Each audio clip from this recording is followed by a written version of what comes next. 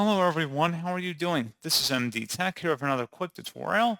In today's tutorial, I'm going to show you guys how to install and set up the Canon PIXMA iX6520 printer software on your computer. So whether you have a Windows, Mac, or Linux device, in today's tutorial, I'm going to show you guys how to go about setting that up.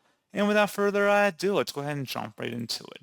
So all you have to do is open up a web browser. Doesn't really matter which one, but you want to go into Google and you want to search for Canon PIXMA iX6520 support. Go ahead and search for that. Best result should take Canon support for PIXMA iX6520. Go ahead and select that.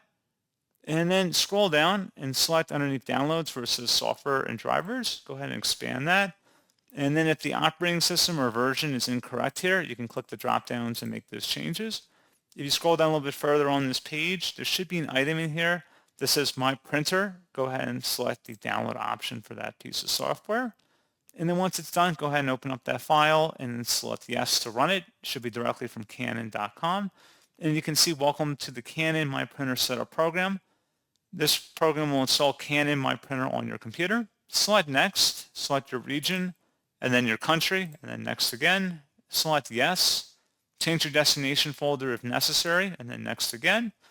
And then you can close out of the web browser too at this point if you need to, or you don't really need to if you don't want to, but pretty straightforward from here.